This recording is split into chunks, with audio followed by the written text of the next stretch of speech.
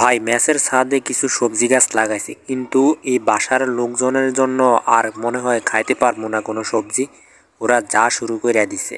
দেখেন লাউ গাছ লাগাইছি, লাউ বের হয়েছে আর লাউয়ের মধ্যে নোক টোক ঢুকাইয়া কি অবস্থা শুরু করছে ভাই।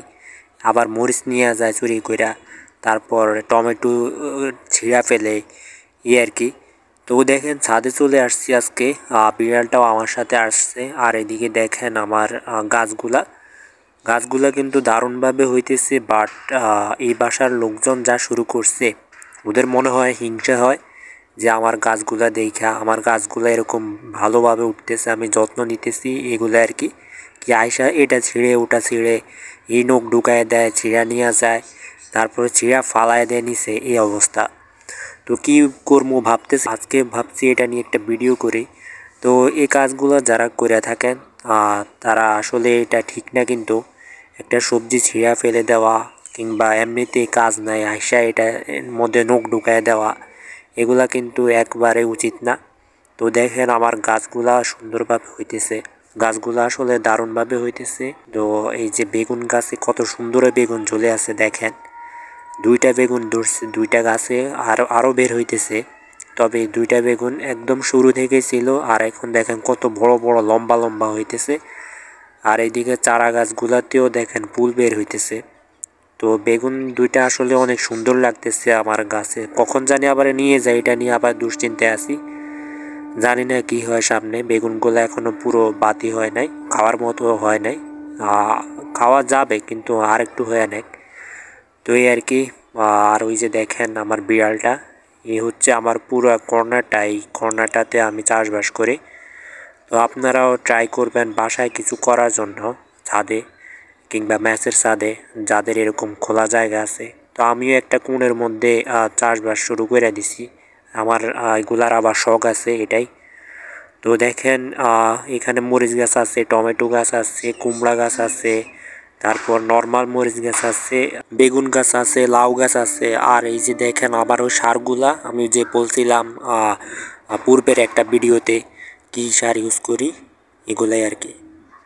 এই সারগুলো ইউজ করলে আপনার মাটিগুলা অনেক উর্বর থাকে, উপরের অংশটা শুকনো থাকে আর ভিতর দিয়ে মাটিটা ভেজা থাকে, তাই আপনারা পানি কম দেওয়ার ট্রাই করবেন। আর দেখেন গাছগুলো কত সুন্দরভাবে হইতেছে, আপনারাও ট্রাই করবেন। আসলে আমাদের অবসর সময়টা এখানে দিলে আমরা আসলে অনেক লাভবান হতে পারবো, আর মনটাও ভালো থাকে। আর এটা হচ্ছে আমার বনসাইটা, এটাকে আজকে বের করছি, এদিকে কেমন জানি হয়ে গেছে পাতাগুলা। তো এখন মনে হয় পাতা চেঞ্জ হবে এই শীতের সময়। তো তারপর পুরো পাতা শূন্য গাছটা হয়ে যাবে, তারপর পাতা বের হওয়া শুরু হবে মনে হয় বসন্ত আসার সময়। তো আপনারাও ট্রাই করবেন বনসাই তৈরি করা। বনসাই আসলে অনেক সুন্দর যদি তৈরি করতে পারেন ওইরকমভাবে। তো এটার জন্য ওইরকম যত্ন নিতে হয় না, শুধু কয়েকদিন পর পর একটু দেখবেন আর কি। আর পরিচর্যাটা আপনারা অনলাইন থেকেই একবার সার্চ করলে আপনারা বুঝে ফেলবেন আসলে ব্যাপারটা কি। আর এইখানে আমি একটা কুমড়া গাছের একটা বীজ লাগাইছি ভালো, তবে হয় নাই কেন ওটা বুঝতেছি না। তো আরও কয়েকদিন ওয়েট করি, মাত্র 3 দিন হয়েছে, তো তারপরে আবার লাগাবো। আর এই হচ্ছে বেগুন গাছ, আর এখান দিয়ে লাউ গাছ আছে দুইটা, এই আর কি। লাউ গাছ এখানে ছোট একটা আছে, আর এখানে বড় দুইটার শাক খেয়ে ফেলছি, এই কারণে মনে হয় আর বাড়বে না, গাছের শক্তিটা কমে গেছে অনেক। তবে এটা সুন্দরভাবে উঠতেছে।